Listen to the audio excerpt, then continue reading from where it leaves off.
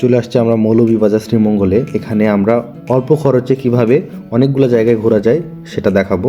আমরা সর্বপ্রথম বধ্যভূমি 71 গিয়েছি এবং তার আশেপাশটা ঘুরে দেখেছি। এটা খুবই সুন্দর। এখানে আমরা অনেকেই পিকনিকের জন্য আসি। এখান থেকে শুরু করব, আমরা সামনের দিকে যাব। রাস্তায় দুই পাশে অনেকগুলো আমরা চা বাগান পাবো। এখান থেকে বের হয়ে সামনে চলুন যাওয়া যাক। এই যে দেখতেছেন রাস্তার দুই পাশে অনেক চা বাগান।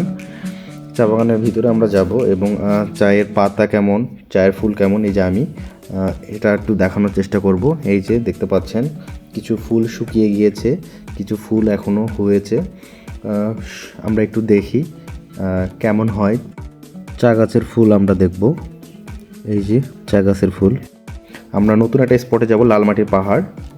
ঠিক তার পাশেই বিটিআরআই-এর পাশেই লালমাটির পাহাড়। এখানে আমাদের মূলত হেঁটেই যেতে হয়। আমার ছবির পেছনে এটা হচ্ছে লালমাটির পাহাড়। আমাদের পরবর্তী গন্তব্য রাবার বাগান। এখানে অসংখ্য রাবারের গাছ আছে। এখানে রাবার চাষ করা হয়। এখন হয়তো রাবার চাষ করা হচ্ছে না। আমরা দেখি সামনে গিয়ে রাবার চাষ হচ্ছে না। চলে আসছি। এখন রাবার চাষ করতেছে না, গাছগুলোর পাতা ঝরে গেছে, যার কারণে এভাবে ঠিক রাবার চাষ করা হয়। আমরা রাবার বাগানের পরে বিটিআরআই-এর মধ্যে যাব এবং সেটা দেখাবো। এটা মূলত চা গবেষণা ইনস্টিটিউট। ভিতরে যাওয়ার পথে রাস্তার দুই পাশে আমরা অনেক চা বাগান পাবো। অলরেডি ভিতরে চলে আসছি। এই যে সামনের ফ্রন্টটা।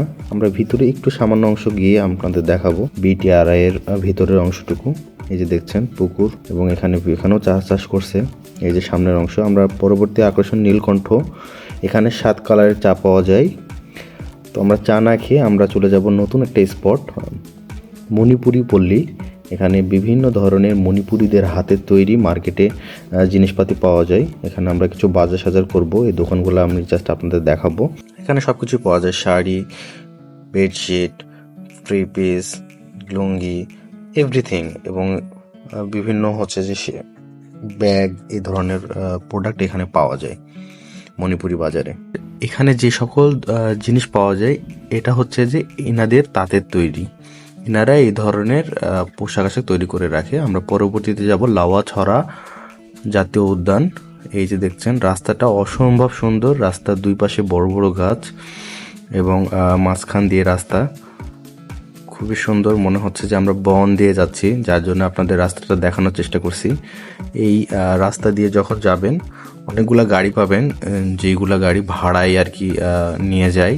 এই যে দেখতেছেন সামনে আসতেছে গাড়িটা, এই ধরনের গাড়ি পাবেন অনেকে। সো আমরা আজকে যাচ্ছি একটা সিএনজি রিজার্ভ করে লাউয়াছড়ায়।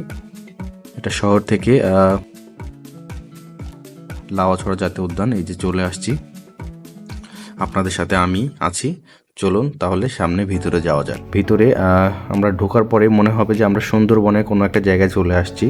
রাস্তার দুই পাশে অসংখ্য বড় বড় গাছ আছে, বনের বাঁশ বাগান। এই যে বাঁশগুলো দেখেন কত মোটা মোটা। এখানে ঢোকার পরে আমাদের শুধু হাঁটতে আর হাঁটতে হবে। আমরা সামনে যাচ্ছি রেল লাইনের পাশে। এখানে around the world in 18 days movie হয়েছে, যাটা অস্কার প্রাপ্ত, এবং আমার হাতে জল, হুমায়ুন আহমেদের বিখ্যাত মুভি শুটিং এখানে হয়েছে। ঘুরে দেখলাম। লাউয়াছড়ার মধ্যে খাসিয়াপল্লী আছে। আমরা খাসিয়াপল্লীর ভিতরে যাব ঘুরে দেখার জন্যে। এখানে খাসিয়াপল্লীরা কিভাবে জীবনযাপন করে এবং তাদের প্রধান জীবিকা কি আমরা একটু দেখার চেষ্টা করব। পড়ে গিয়েছিলাম। খাসিয়াপল্লীর ঠিক কাছাকাছি চলে আসছি। এই পাহাড়টার পরেই আর কি খাসিয়াপল্লী। এরা অনেক উঁচুতে বাস করে।